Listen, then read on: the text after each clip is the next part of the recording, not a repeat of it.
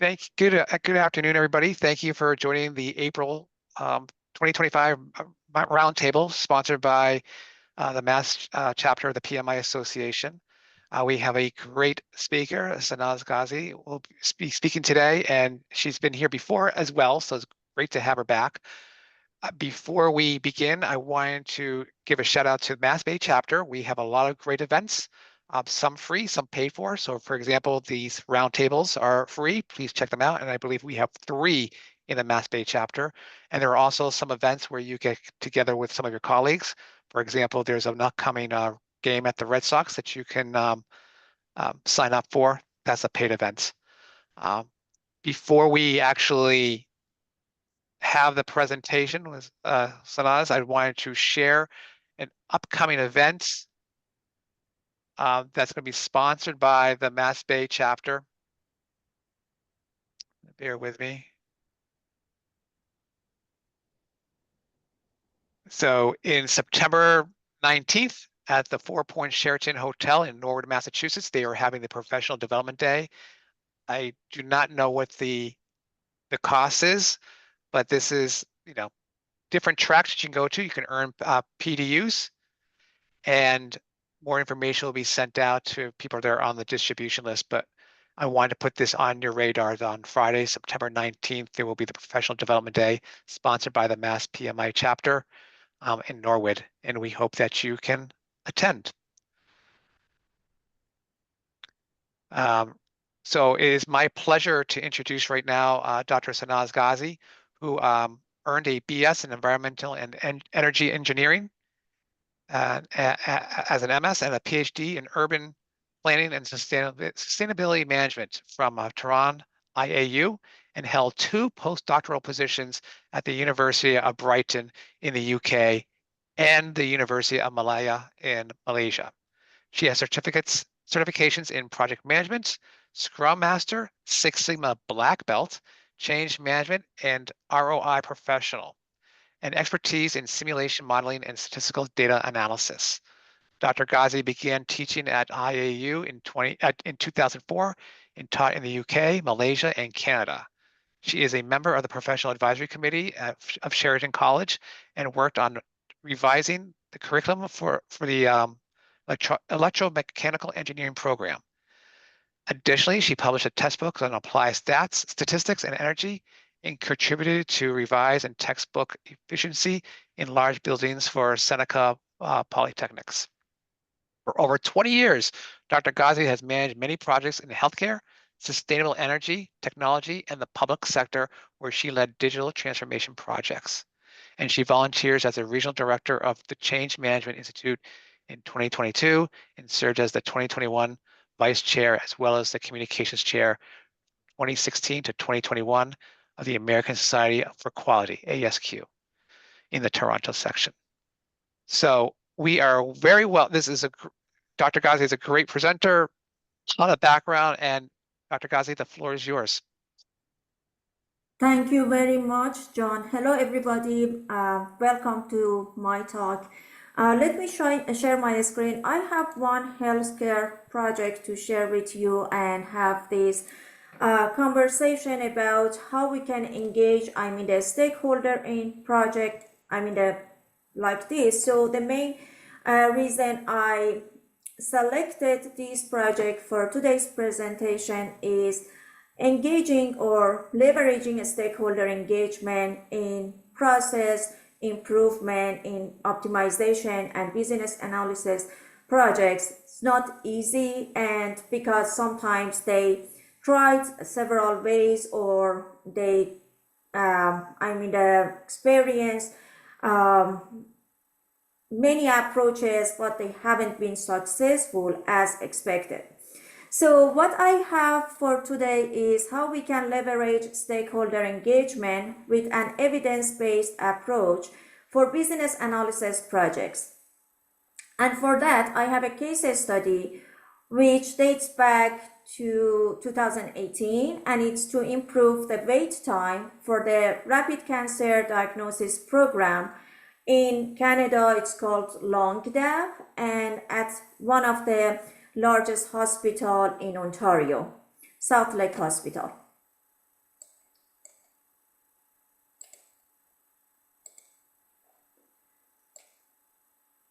Okay, so the problem that this cancer center was dealing with at this time was very long wait time and low volume of patients or intakes in this center. So, as I mentioned, that South Lake is one of the largest hospitals in Northern Ontario. And at the time when I was appointed to be the project lead for this cancer center, they shared with me they tried many approaches to meet the provincial target for timely lung cancer diagnosis for 4 years, but they weren't successful.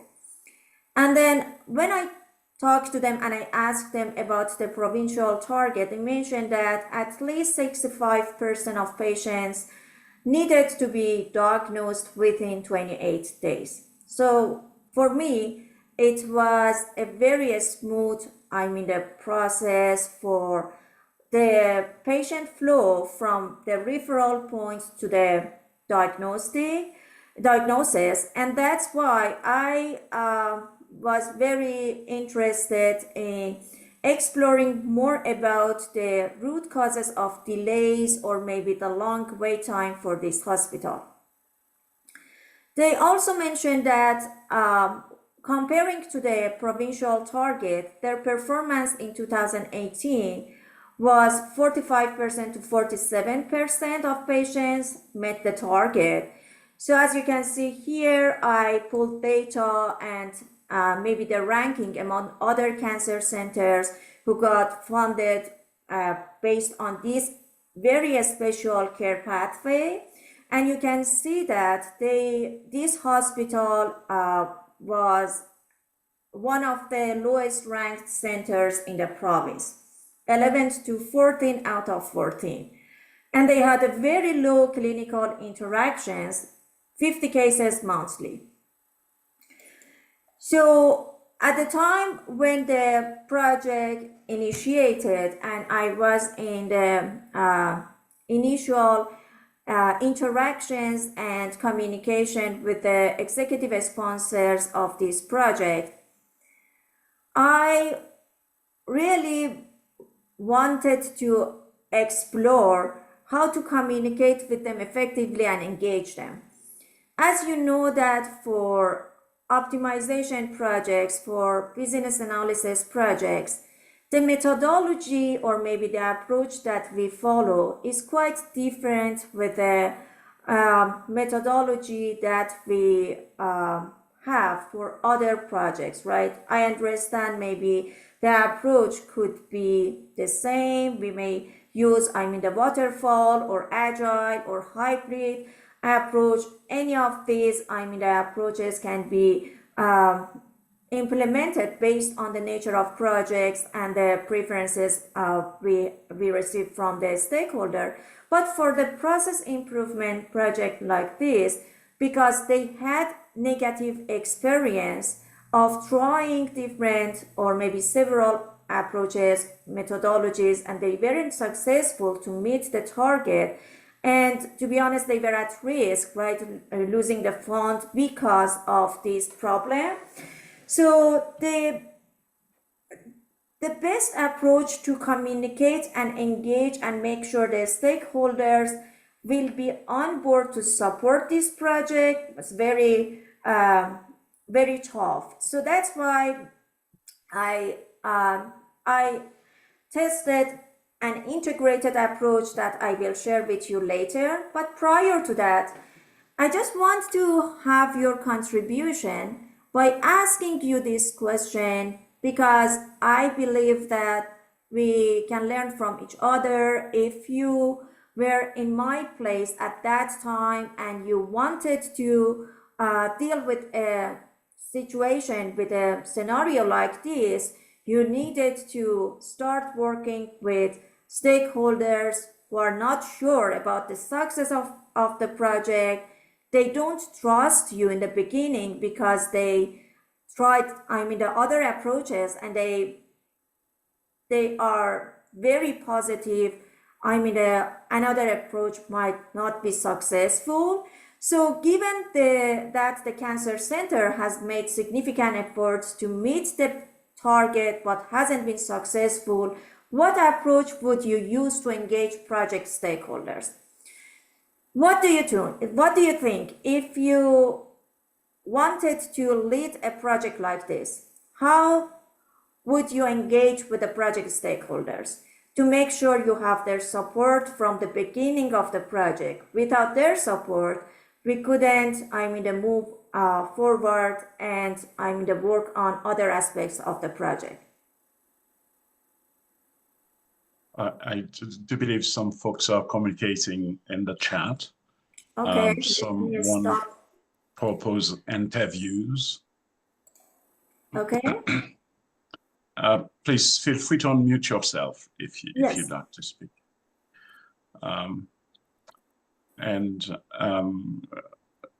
I think you would need to look at the matrix for the pain points first, then address those pain points. So that's from down.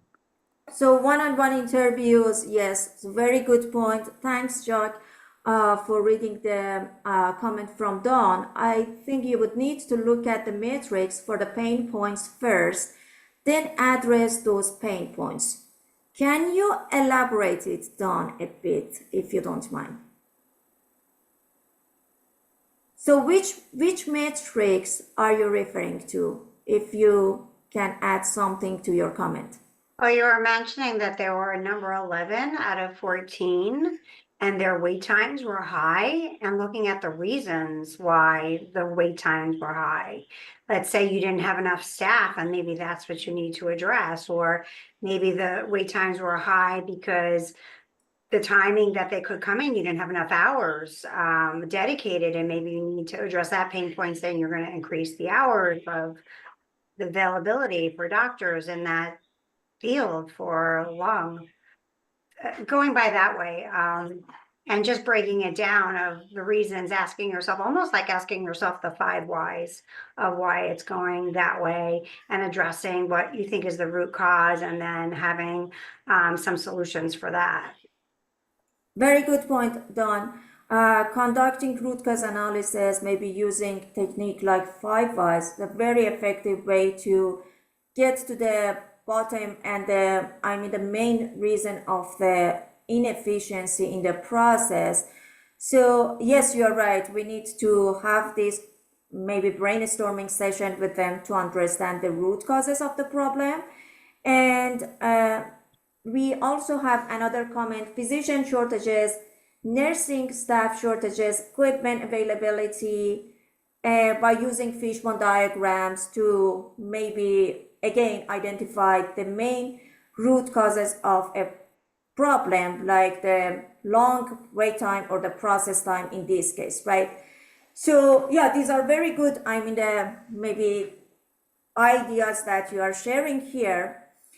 So let me ask you my next question. How do you engage with people when you kick off a project like this? People who experience something negative and their attitude to your project is negative, and you want to invite them for the kickoff meeting, and you don't know if you have them on board, even they will attend the meeting. So this was the situation, right? How to engage with people in a project which has a history of unsuccessful implementation of process improvement approach, or they tried, the ideas, they weren't successful. And in many cases, I experienced, the environment like this when I was introduced to a hospital or to lead a project. Okay. Engage stakeholders. I would meet with stakeholders one-on-one and summarize what their pain points are after meeting everyone. Yes, engage with curiosity and lean in to understand their negative feelings, hear their pain. Very good points. Any other comments, any other approach, or maybe strategies you would recommend or you would try if you were in a situation like that? I was on mute. These are great points. Now, from the time you run this project, so much has changed in industries. Artificial intelligence, has become part of our lives. And I was wondering, are there new tools that you're using now that you didn't have in the past, and what would you change in terms of thinking back of this project?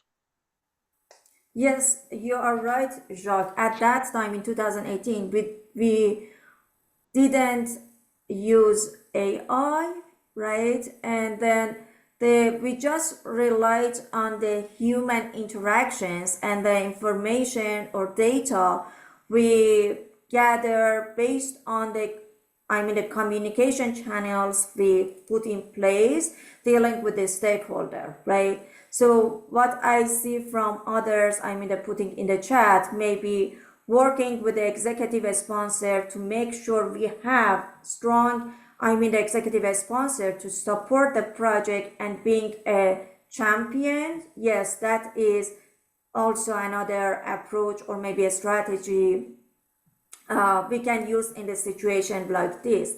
So understanding the areas of concern by walking into a stakeholders, one of the crucial steps would be to acknowledge the past and not overlooking it. Very good point, yes. Also, gaining trust by small actions like keeping sympathy on the table would work. Yes, for sure.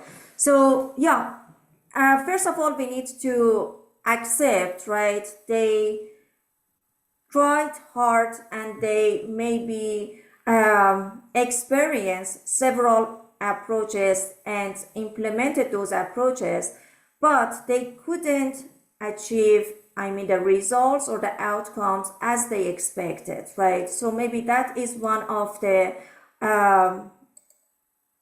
good strategies when we are dealing with a scenario or maybe a situation like this.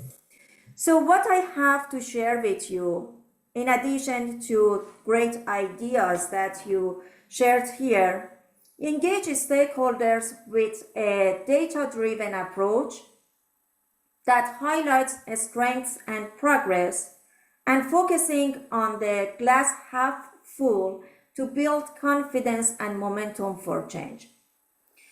So this approach was the main reason for succeeding this project. So I will share with you the details of how I use this data-driven approach and how I looked at the data analysis and I presented data to the team to have their support, a strong support, to be part of the project, to contribute, and to take the ownership of implementing the change ideas. So what we experience when we see, the message like, in this project, the problem is that the stakeholders or maybe the executive sponsors shared with you, in terms of our current state, we just met 45% of the provincial target instead of 65%, right? So they always experience there is a very huge difference with the provincial target.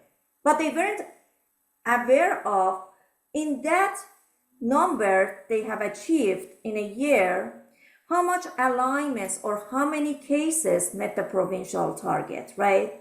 So analyzing data in a meaningful way and presenting data to the stakeholder to engage them and to have their strong support, I believe is one of the main factors to succeed, the business analysis projects. You are right. So what the methodology that I use for this project, as you can see here, I highlighted the main steps of the project. And what you see here is an integrated approach designed for this hospital and for this cancer center. So We had the project kickoff meeting, ROI workshop, physicians briefing, interview, including one-on-one interview with physicians, data collection and analysis, solution design, solution implementation, and result celebration, right? So when I share these steps with you, maybe you are familiar with all of them and it's not something new. But how to implement them based on the previous experience and make it, the meaningful, right, for people who needed to be engaged in the process. It comes based on your previous experience and how you identify your stakeholders and the best strategy or approach to deal with them. So for any kind of process improvement or optimization projects, there are specific methodologies or approaches that we can apply based on the needs and expectations you receive from your stakeholder. One of the very effective approaches that I have used a lot in my previous projects is called running or conducting the Kaizen event, right? The rapid improvement event, which means that in 3 to 5 day workshop, we highly engage stakeholders of a project and we disconnect them from their work. We engage them, we have many brainstorming sessions with them to kick off a project, to review the current state, to understand the root causes of the problem or any opportunities for improvement and design solutions. After that, we develop the action plans or actionable items for implementation. So what we consider as the planning processes, all of them are done in a very short period of time, in 3 to 5 days, right?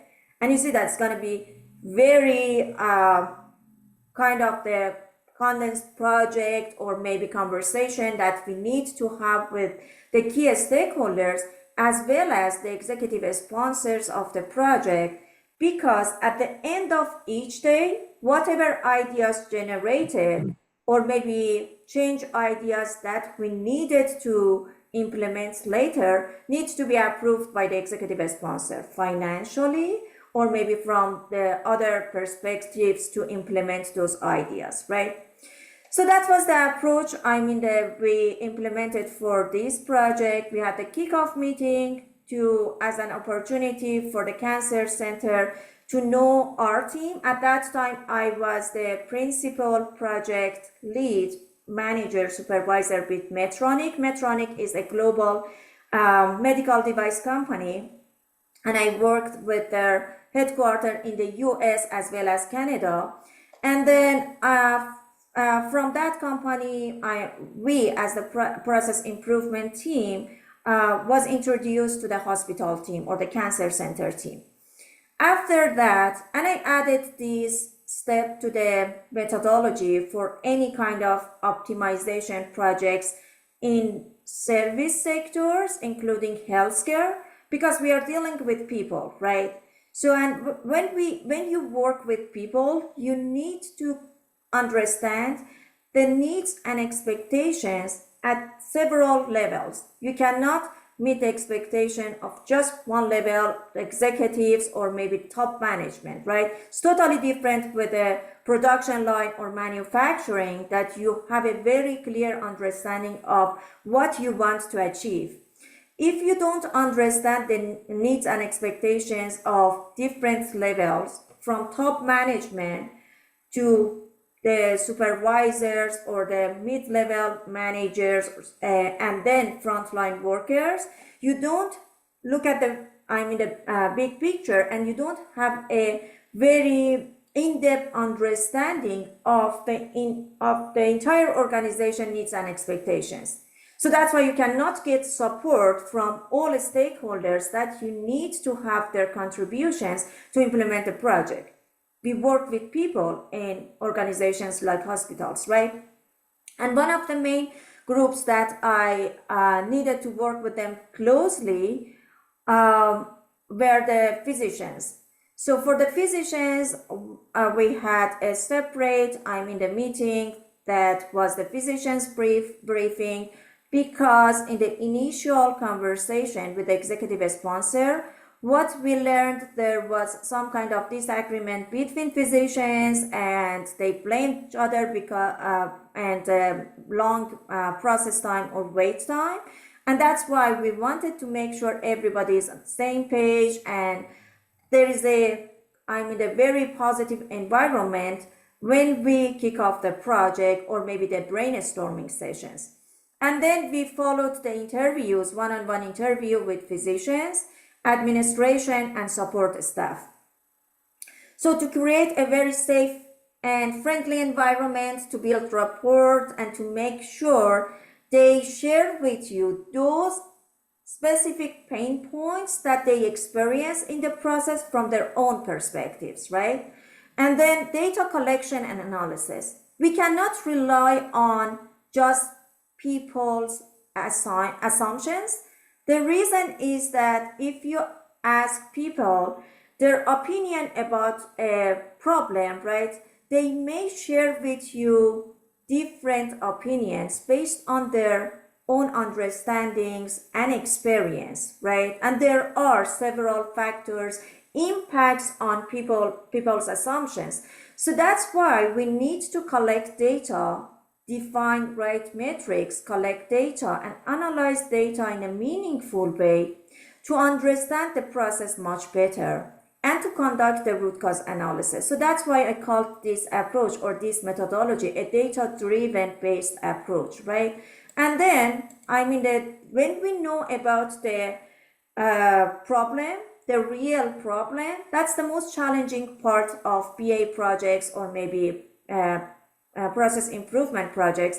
When we know about the real problem, designing solutions is not that much difficult, right? So then we design solutions, we have brainstorming sessions with them, review the current state, and then work with them to design the future state. After that, we have a list of prioritized actionable items for implementation. And after each small move, which leads to a success, even though it's a quick win or maybe just small change in the process, right? We need to celebrate it. We need to disseminate this message across the organization to show them this methodology works. And then ask for collaboration and maybe engage other stakeholders in the process. So building rapport and conducting needs assessment at the ROI workshop for sure is one of the ideas integrated into this methodology. Stakeholder engagement from the beginning to the end of the project, using data to support stakeholder communication, and having an action and result oriented approach. These are all of the values or the value proposition associated with this methodology. So based on this methodology, so as I mentioned that we used a 4-day Kaizen event, and Kaizen, it's change for better. It's a Japanese word, right? Kai means change, and Zen comes from meditation, is good or better, right? Change for better. But in a very short period of time, we focus on the planning components of developing the project, and after 5 days, we start implementing the solutions. So apply the statistical analysis and graphs to identify the hospital wait time difference with provincial target. So I use the statistical approach, and I share with you how I analyze data and share data with the stakeholder to have their support, and to make sure I use data as evidence, as facts to show the reality of their work, right? And then we had this conversation with the key stakeholders to identify SMART goals. Two main goals identified for this project: reduce wait time from referral to diagnosis to less than 28 days, right, to make sure they meet the provincial target for at least 65% of cases or patients who are referred to this hospital, and then increase the referral volume intake by 100%. So they had very low volume, 53 patients, and they wanted to double it, right? So increase the referral volume by 100% was another smart goal which wasn't identified in this project. So in terms of data analysis, what two, the approaches that I use for this project and I want to share with you because of how well received were these two approaches by the key stakeholders of the project. So when we talk about wait times, right, we are talking about delays or maybe a project which experiences multiple delays or compared to what we expected, right? So when we had the conversation with them, and I learned that wait time from the referral point to diagnosis is delayed, I needed to understand steps involved in the process to conduct my root cause analysis. And as you can see here, there are 5 steps in this process, right?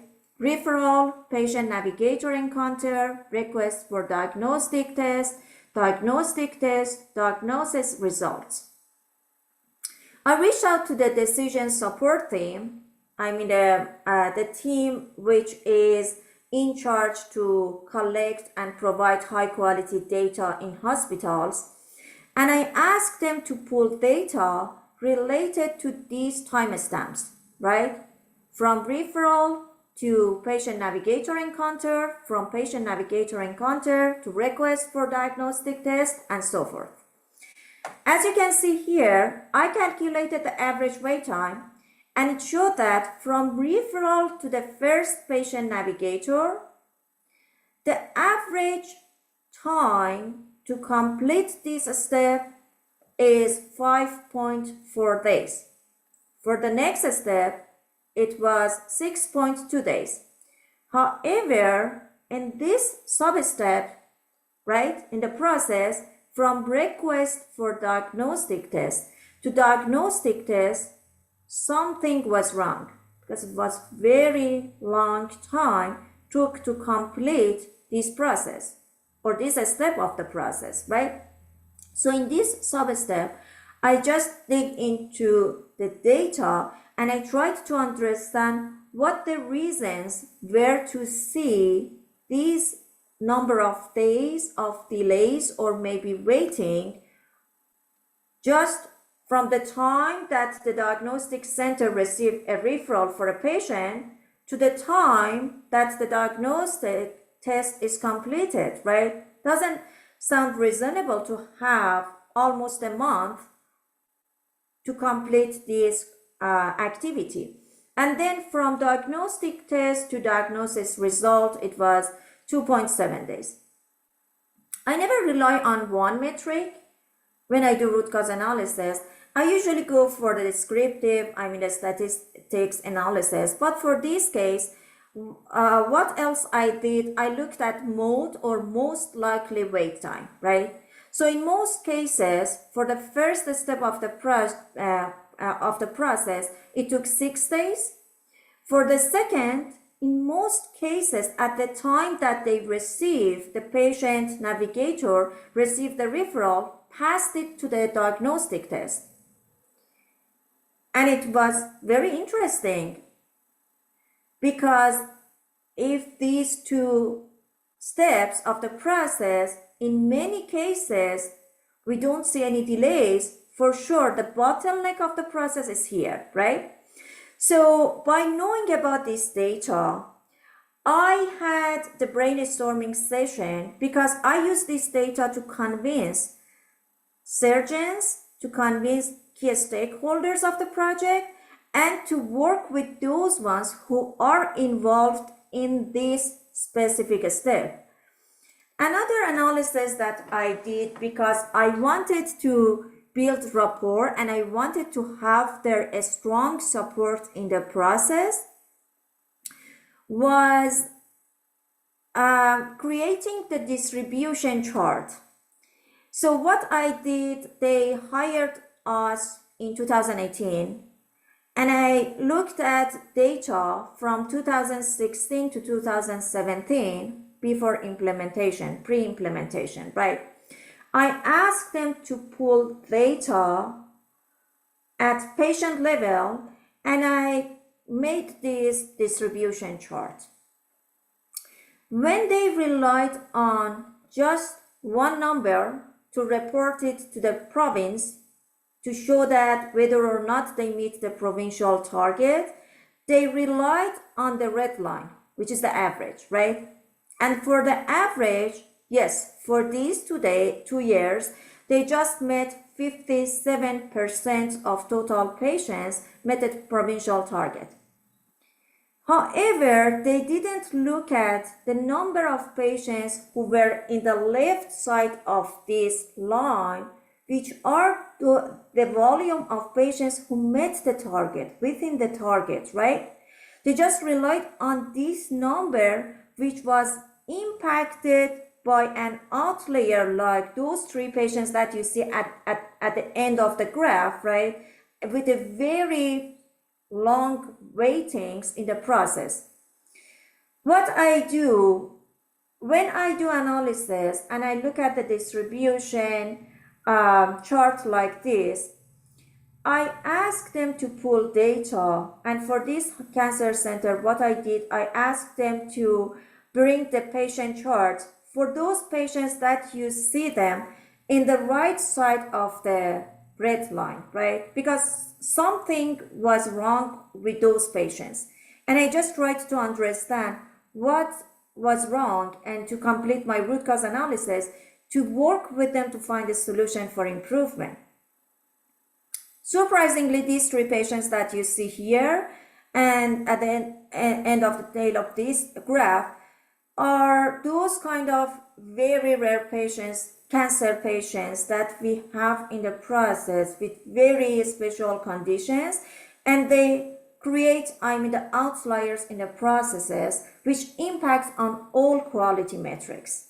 And because they don't do analysis like this, they accept the impact of these 3 outliers, right? I'm not saying that we need to remove them, but we can conduct 2 analyses with and without outliers, right? So that's why we see the reality of the numbers and how, at which level we need to make adjustment in the process for optimization and improvement. So when I reviewed these numbers with them and they learned that wasn't as bad as what they expected, or maybe inefficiencies, or they couldn't improve, because when I reviewed the graph, the distribution graph, not just for these 2 years, separately in 2016 and in 2017, and they had the improvement, but they weren't able to show data on a graph like this. You see that it's not very advanced statistical analysis, but the way that the metric defined and analyzed and presented to them, it's very convincing, right? So based on the conversation that I had with them and the results of data analysis, we learned that in that specific step for conducting the test, what happened which led to very long wait time in the process was batching, which is very common in processes, right? In process flows, batching. For example, when one patient is referred to the diagnostic center, they didn't pass it to the physician. for doing the test, right, for completing the test. They just batch the patient referrals, and after 10 patients, they distributed them among patients, or they mailed them to patients. So what we did, one of the main changes we applied for them was the concept of one-piece flow. As soon as you received, the referral from the referral center, you need to pass it and refer that patient to the diagnostic center, and then it helps a lot to reduce, the waiting related to that specific step. Another methodology, another approach that we use, or maybe the solution improvement ideas that we implemented for this cancer center, was to implement an automated patient tracking tool for the process from referral to diagnosis. And it helps a lot for physicians and other staff involved in the process to have visibility on where the patient is, and if the patient is in the physician's office and there is any actions needed to be taken by the physician or not, right?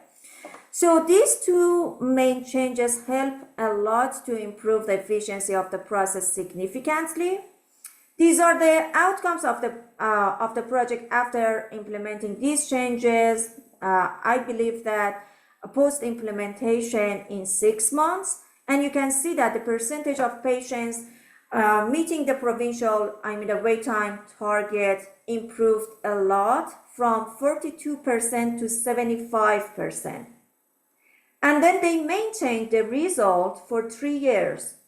So they got the top cancer center among other cancer centers in Ontario because of this improvement and these improvement ideas and changes in their hospital, and then improved 40% volume of patients in 6 months when they implemented these innovative ideas.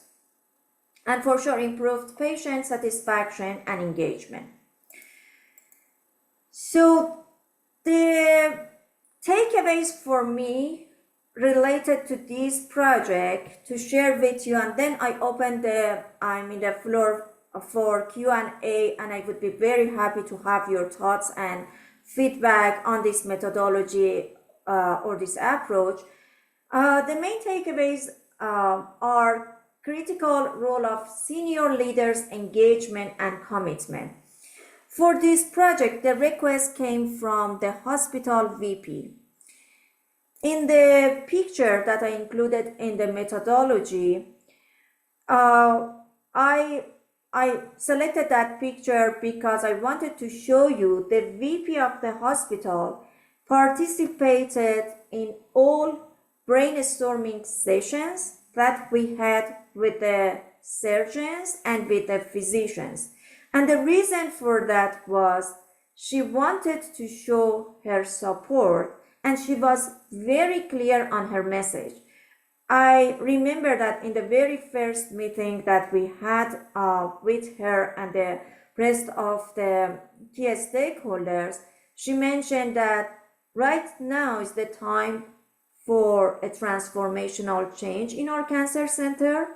If you are supportive, I recommend you staying here. If you are not, just thinking about yourself. It was a very, radical or maybe kind of direct message the stakeholders received from the top management. And then importance of key stakeholders and their engagements, including physicians, nurses, managers, support team, they work together. When we work on, the business analysis process improvement project, we shouldn't blame people. We needed to look at people as part of the process. When we are able to improve processes, workflows, people flows, or the bottlenecks in processes, it impacts on people's efficiencies and performance as well. And the last but not the least is, if you don't measure the right metrics and you don't run the right analysis, there is no way to find the root causes. I firmly believe in this takeaway because we need to define the right metric. We need to analyze it. There are tons of data sets in the hospitals, or when you start your conversation with the stakeholders, they are talking about different metrics, right? But you don't have time, and you don't need to focus on all of them. You need to define the right metric. You need to analyze it in a meaningful way, and then find the root causes of the problem by analyzing data, and as an evidence to present it and to support you when you have conversation and communication with the stakeholder. So I just at very high level touched on this project and the methodology that I used. If you are interested in knowing more about the details of this project, you can review these two articles which already published in the journals, and you can review the solution ideas or the details of data analysis. So this is another the statistical analysis for any single step of the entire process that just added here to show you.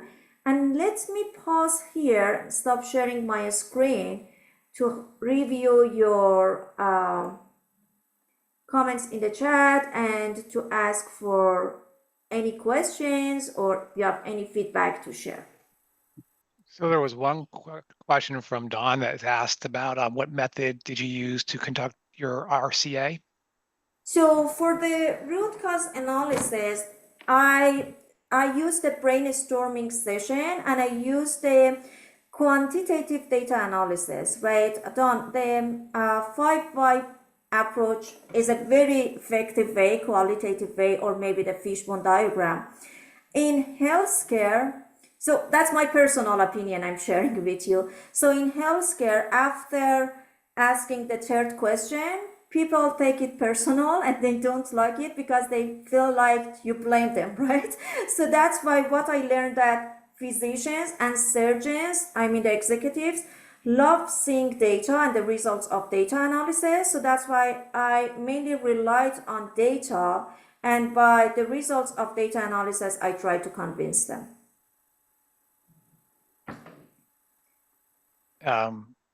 Catherine was saying how much did an emphasis on shared goal help with conversing with stakeholders? So, okay, for this project, because we followed, the Kaizen event, right? What we did, from kicking off the project to the implementation phase of the project was with the stakeholder. So what we did, we started communicating with the executives prior to the kickoff meeting just to understand their needs and expectations. And at that time, for any project, what I usually do, I have this conversation with the executive sponsors, and by knowing about their expectations, I try to shape the project and my message when I communicate with others, right? And the specific ROI workshop was designed to capture expectations and needs from other stakeholders in the project, right? From maybe after top management, from the clinic manager, frontline staff, physicians, and surgeons. So in one workshop, I would say that 3 to 4 hour workshop, we listed their expectations and their needs, and we aligned it with the project goal in alignment with what we heard from the executive sponsors. And that was something we used to have their buy-in and their support, because when they feel that you give ownership, you engage them and you hear their voices and you are there to help them to meet their very unique expectations that they have from the project, you can build rapport or maybe trust, right? So to answer your questions, so it in terms of the stakeholders and maybe the shared goals, how we convince them, and maybe how long took for us to build this trust or this relationship. It was very short, but because of the approaches that we implemented or maybe we followed. Could I answer your question, Catherine? She said yes. Okay.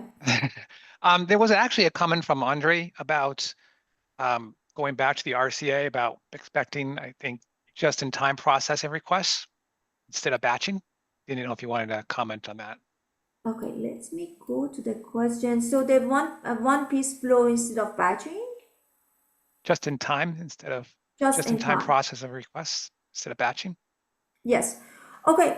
So that was one of the change ideas we recommended for this process because batching created bottleneck in the process, right? So when we did root cause analysis, we learned that one of the main reasons to have the long wait time for many patients was because of batching, and it's very common in all processes, right? So let me give you an example to clarify myself.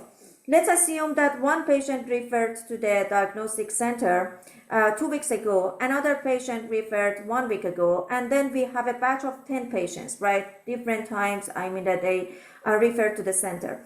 And then when the patient navigator received 10 patients referrals, pass it to the physicians to complete the diagnosis, right?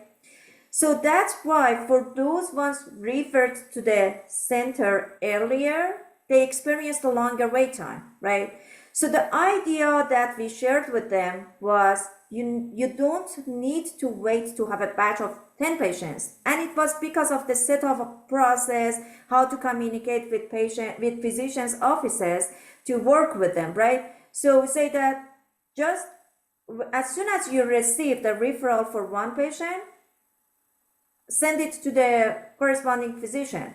And another approach that we implemented was to set up an electronic patient flow tracker, which showed each patient, right, in the process from the referral point to the diagnosis point. And if the patient, and we calculated the average of wait time, optimal wait time in each step. And when a patient passed that range or optimal, the wait time, it's flagged, the patient name flagged. Because for that outlier that I showed you, those 3 patients that I mentioned, that those are very specific and very sick patients, the long wait time for those 3 patients impacted significantly on the total wait time was because of patients, not the clinic performance, right? Sometimes when you review, the patient charts and you wanted to narrow down your study and dig into the reasons for any inefficiencies and do root cause analysis, you see that sometimes patients are not available. Patient is sick, patient hospitalized, so that's why patient wasn't able to be in the clinic for the visit or diagnosis test, right? So that's why these kind of reasons impact on the metrics. You need to exclude them from your calculations, but having that analysis and being able to present them to the stakeholders to know about the reality of their performance is something, I always say that's the art of the project manager or the business analyst, right, to have this conversation and communication with the team. But to your question, this was the main, the reason for inefficiency in the process, which created bottleneck. And that's why we recommended to follow I just use the concept one piece flow or one patient flow, right? So as soon as they received, the referral for one patient, they pass it to the next step. I hope I could answer your question. Fantastic. Do you have any other questions in the chat, John? I don't see any. Anything. I see other comments, but no other from before, but no other questions. Oh, that's fantastic. If anyone has, we do have 5 more minutes. So if you have any comments or question, please unmute yourself or post it in the chat. In the meantime, I'd like to say this is a wonderful presentations. I like the evidence-based approach. This is solid evidence-based approach. The way you did that, I can see this is something that I would definitely give more weight to in terms of looking at all the data you collected and analyzed. That was fantastic. Thank you so much, Jack.